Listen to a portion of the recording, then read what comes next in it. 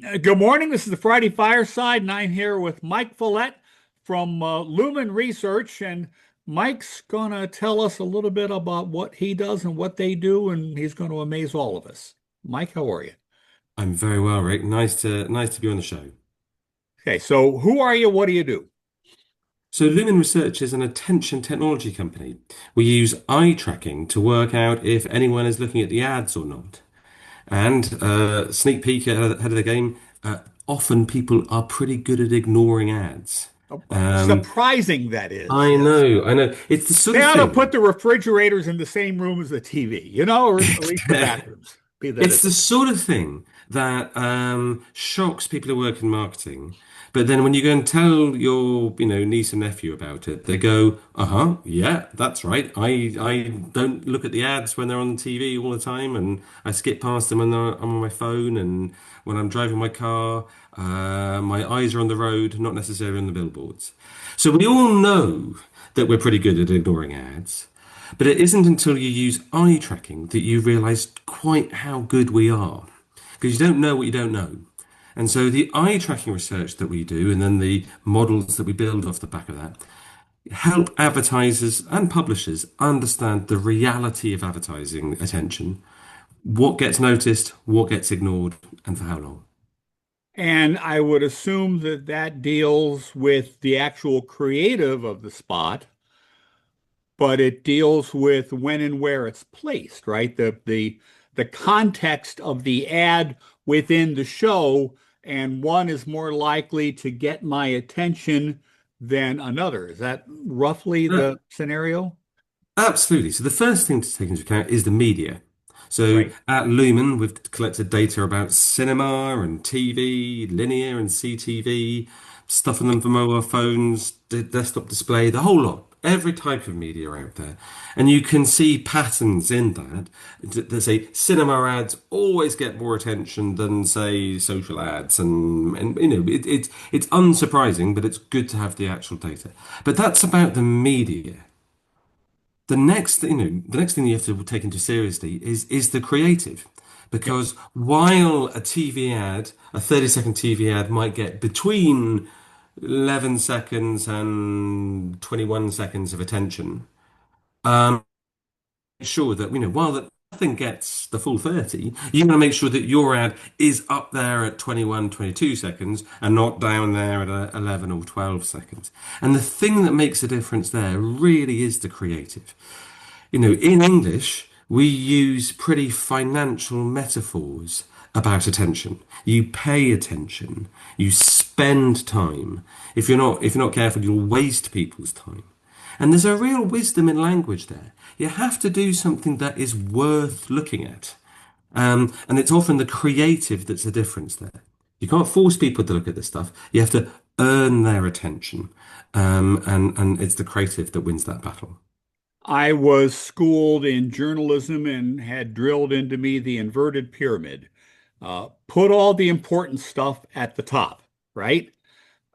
Does the same thing apply to my attention in an ad? Is the stuff at the beginning of the spot more likely to get my attention and get some reaction from me than the stuff all the way at the end?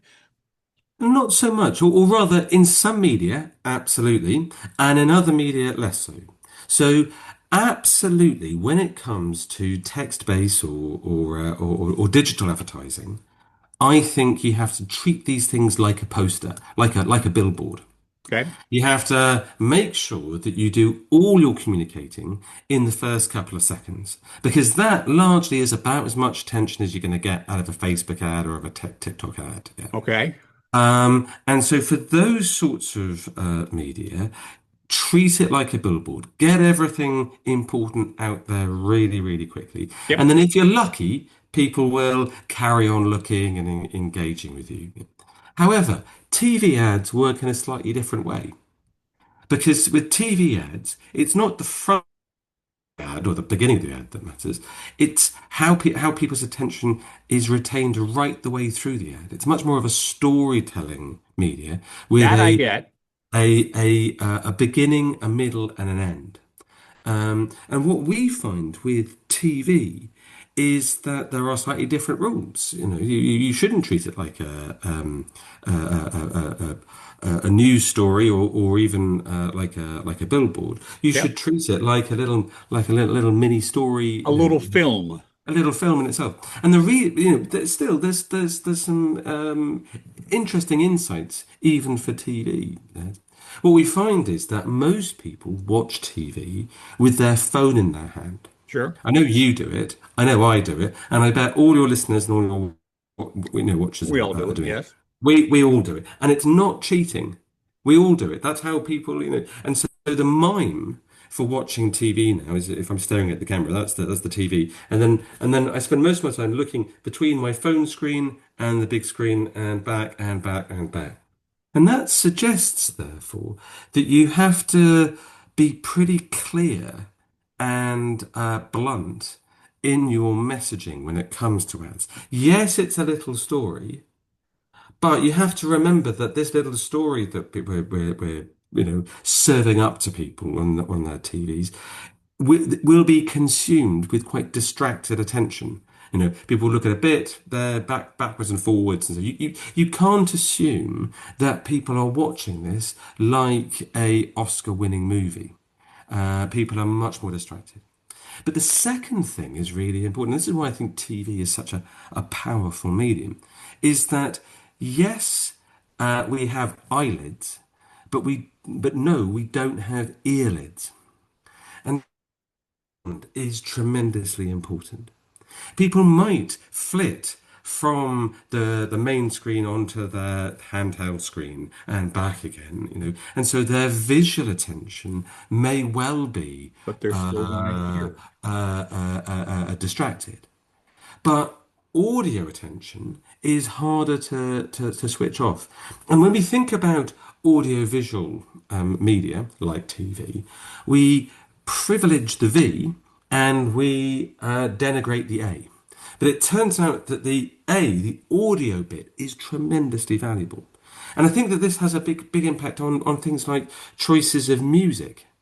Um, if I was making TV ads, I would not scrimp and save on buying the back catalogue Yeah. music. I would put all my money on the original version rather than the Sure. cover Yes. Yeah. version Yeah. because that's the bit that may be getting the most attention and building the deepest memories. So And this oh, attention. wait. And also, in that specific instance, in my own experience, hearing that classic song from the 70s that I grew up with makes me more likely to pay attention to that ad next time it comes around. It may be exactly that as well. So I think one of the interesting things about being obsessed about visual attention, which is what is our stock and trade at Lumen, is that it highlights the value of audio attention as well. And again, so the creative learnings that we take differ by media. Facebook, TikTok, these are wonderful places to put your ads, but they ain't TV. Yeah. And TV is brilliant in itself, but don't treat it like a movie. Treat it as if it's going to be, half seen, half heard in this distracted sense. And so paint with broad brushstrokes and vivid colours because you're going to have to win people's attention from a busy environment. Boy, that's fascinating. Okay, now we're going to get to my favorite part of this, which is how do you do that?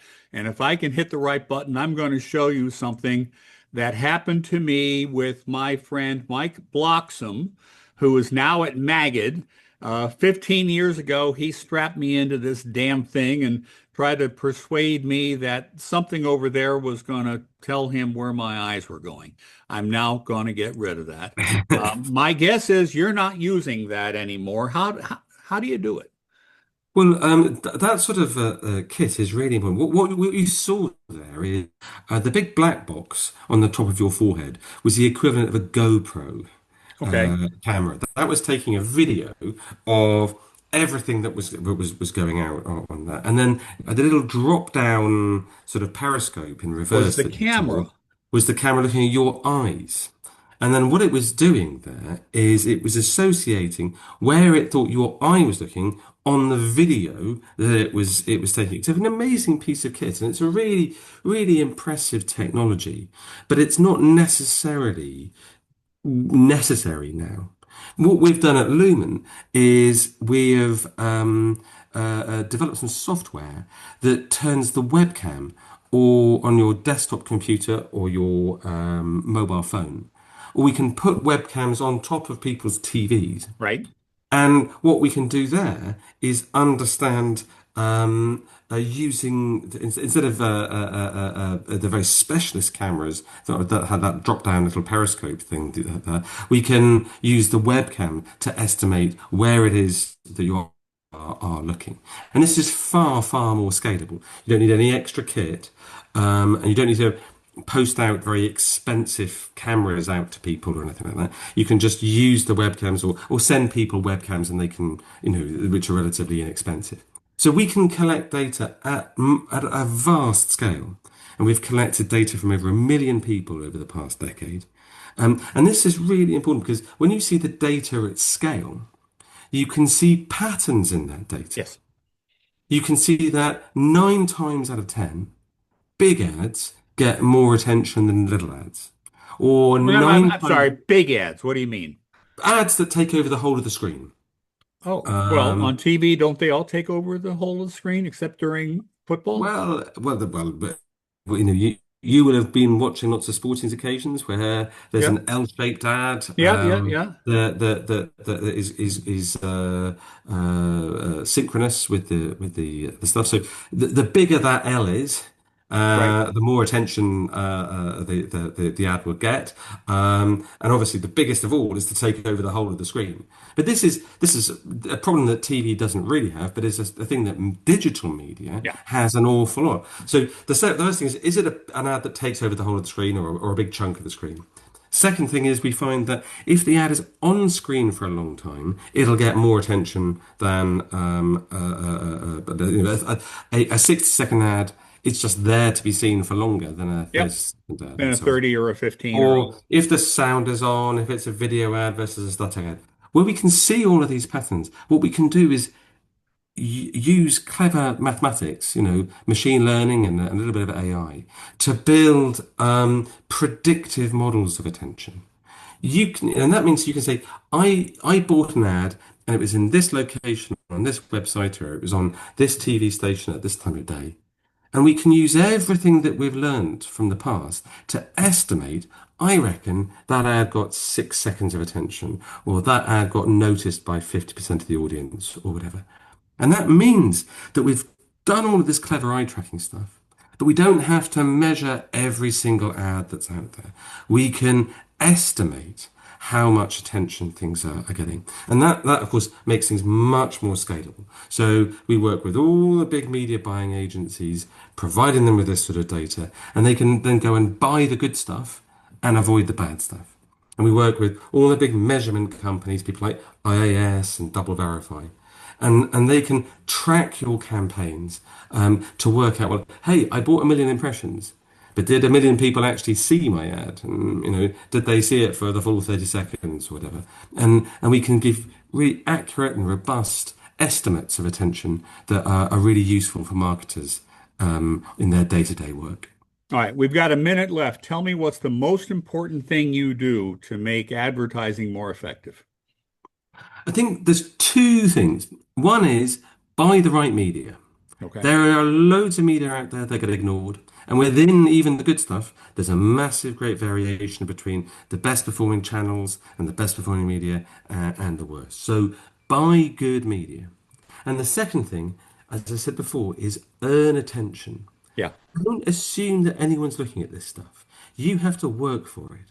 And so invest in creative, pay money to advertising agencies, take it seriously. Because just because you've paid for the ad doesn't mean anyone's paid attention to your ad. Right. All right. Well, guess what? Mike Follett. Is it Follett or Follett?